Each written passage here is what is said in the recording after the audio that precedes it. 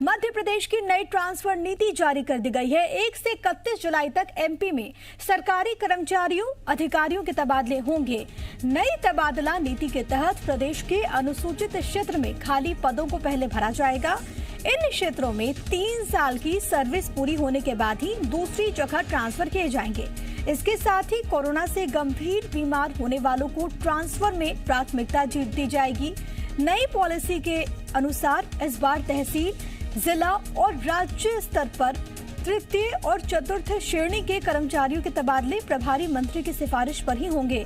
वहीं फर्स्ट और second class अधिकारियों कर्मचारियों के तबादले विभागीय मंत्री की सिफारिश और जिले के भीतर ट्रांसफर प्रभारी मंत्री और कलेक्टर आपसी समन्वय से कर सकेंगे।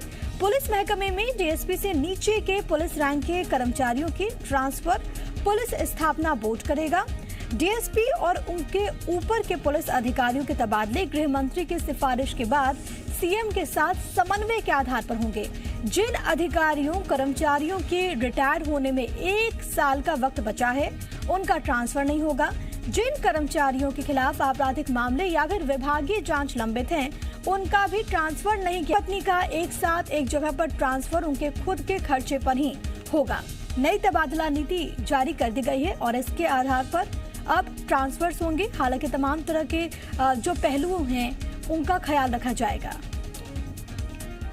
और तमाम जानकारी के साथ मेरे सहयोगी प्रमोद शर्मा इस वक्त लाइव मौजूद है। सीधे उन्हीं का रुख करते हैं। प्रमोद, क्योंकि एक लंबा इंतजार, हालांकि इन सब के बीच नई तबादला नीति जारी कर दी गई है, बहुत अहम है क्योंकि इसमें तकनीकी पहलू और इसके अलावा जो मानवीय पहलू हैं, दोनों का ख्याल रखा गया है। बिल्कुल, देखिए, लंबे समय से जो इंतजार कर रहे थे, जिन्हें जो तबादले का इंतजार कर रहे थे, उनके लिए अच्छी खबर है। 1 जुलाई से 31 जुलाई के बीच में ट्रांसफर किए जाएंगे। तबादला नीति लागू कर दी गई है मध्य प्रदेश सरकार के द्वारा। खास बात यह है, देखिए, अनुसूचित क्षेत्रों में जो खाली पद हैं वो पहले भरे जाएंगे। यहाँ 3 साल की सर्विस होने के बाद ही तबादला मिलेगा।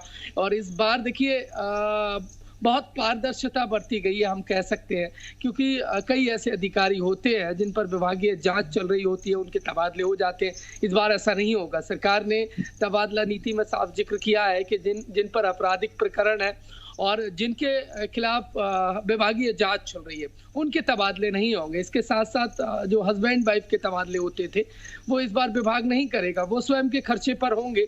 ये खास बात इस बार तबादला नीति में रखी गई है। इसके साथ साथ देखिए, वर्ग 3 और 4 के जो कर्मचारी हैं, उनके तबादले प्रभारी मंत्री के अनुमोदन से होंगे। इसके अलावा यदि हम बात करें वर्ग 1 और वर्ग 2 के अधिकारियों की बात करें, तो देखिए, अनुमोदन विभागीय जो मंत्री हैं उनका और प्रभारी मंत्री की अनुमोदन के बाद ही उनके तबादले होंगे। इसके अलावा यदि हम बात करें तो डीएसपी रैंक से नीचे के जो पुलिस अधिकारी या जवान हैं, उनके तबादले प्रभारी मंत्री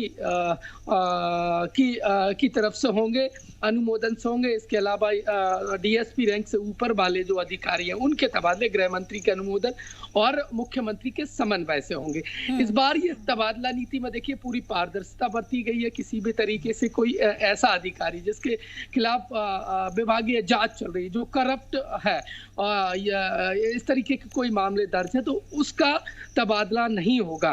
देखिए, अनुसूचित जो क्षेत्र है, जो ट्राइबल बेल्ट है, वहां पर पद खाली ना रहे, किसी भी तरीके से शासकीय योजनाओं में दिक्कत ना आए, इसी मद्देनजर पहले वहां पर जो पद है वो भरे जाएंगे और 3 साल की सेवा उस क्षेत्र में पूरी हो जाएगी। तब प्रमोद, क्योंकि जिस तरीके से आप भी जिक्र कर रहे हैं, तबादला नीति में हर जगह पारदर्शिता का बहुत ख्याल रखा गया है। तमाम जो व्यवस्थाएं बनाई गई हैं उसमें पारदर्शी तरीके से तमाम चीजें हों, इसका ख्याल रखा गया है।